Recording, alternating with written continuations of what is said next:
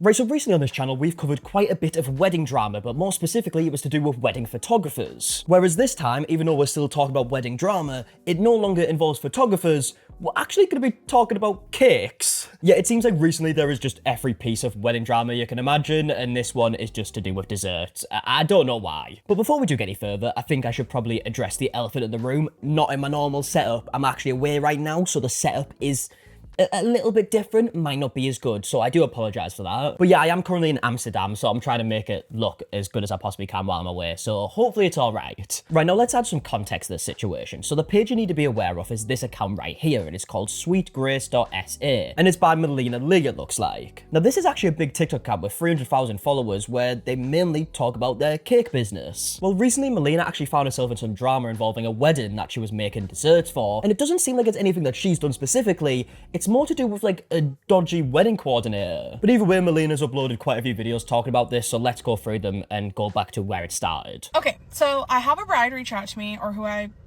thought was a bride, and we're gonna call her Miranda for the purpose of this video. She submits an inquiry form for her wedding.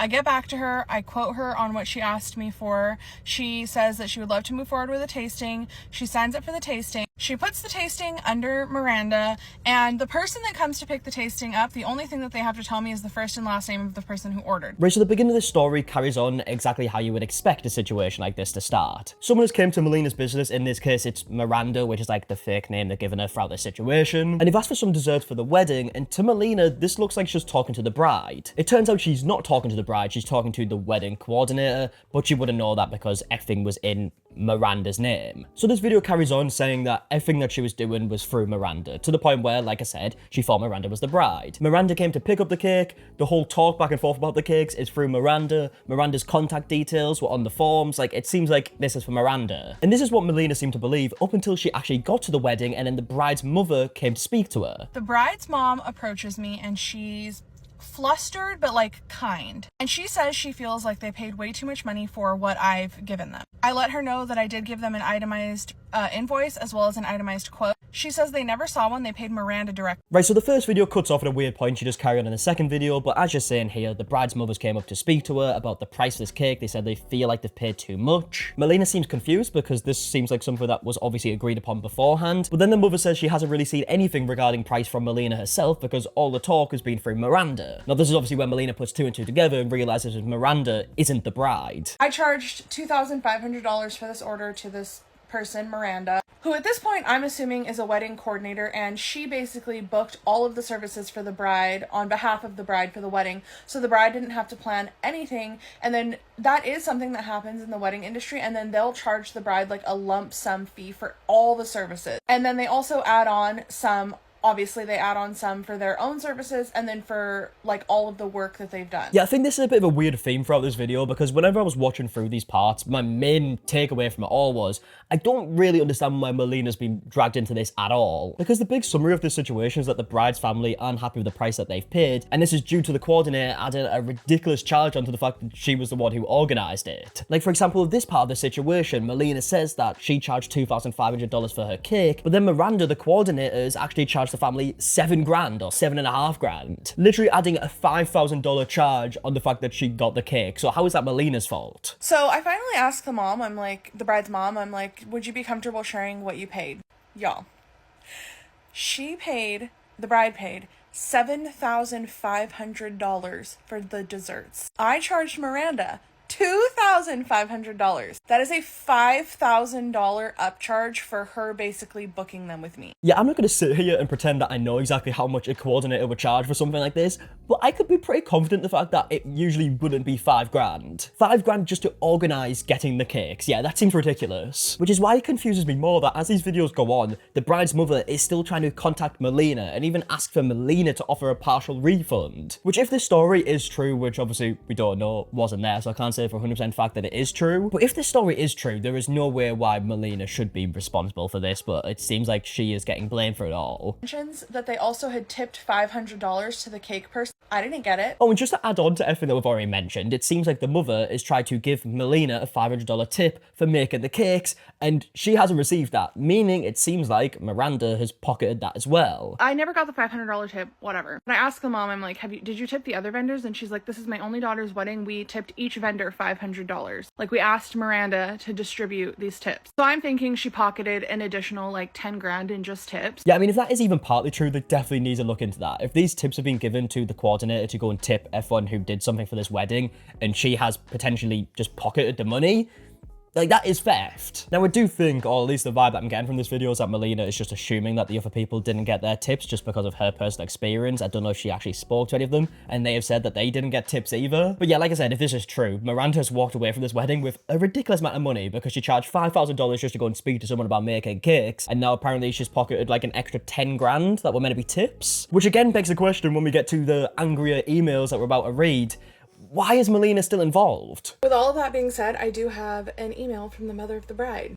As you know, things at my daughter's wedding were less than satisfactory. While the desserts were delicious, we as a whole do not feel they were worth the $7,500 we were charged for them. I understand that you charged Miranda $2,500, and she in turn charged us that along with an additional $5,000.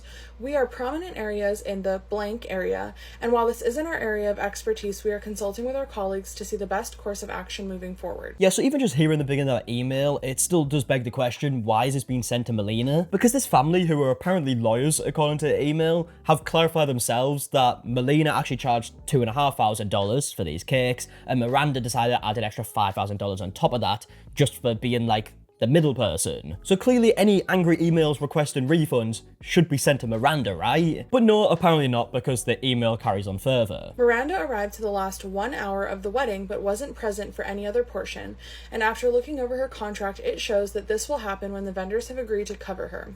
Upon asking for further clarification from her, Miranda stated that all vendors should have been present on the premises until 5 p.m. when she arrived, and that this was pre-discussed between you all.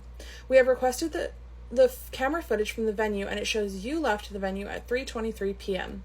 We are in turn asking for the following: a copy of the invoice you provided Miranda with, a copy of the contract she signed for the dessert services, and a $500 good faith refund from you directly to us for the time you were not present at the venue. Right, so now the situation just got even more bizarre, because the mother is now requesting a $500 refund from Melina because Miranda, you know, the person who hasn't exactly been honest throughout the situation, she has told the family that the reason that she wasn't at the wedding herself up until the last hour apparently is because the vendors were supposed to cover her and stay till 5 p.m, and then they've checked the CCTV and realised that Melina left before 5 p.m. So because of that reason, even though Melina says she never had this conversation with Miranda, who again doesn't exactly seem to be honest, but because Melina did leave early, even though she apparently didn't know about this whole like time frame that was going on, they are now asking for a refund instead of trying to take it up with Miranda to say like, first of all, why weren't you at the event that you coordinated up until the last hour? And secondly, you've already upcharged us 5 grand on something that was supposed to be 2.5 grand, and we've just found that out. You didn't tell us that. So why would the family believe anything Miranda says at this point? It's baffling to me. I want to reiterate is that I had no idea what was going on. I had no way to know that Miranda was the coordinator and not the bride.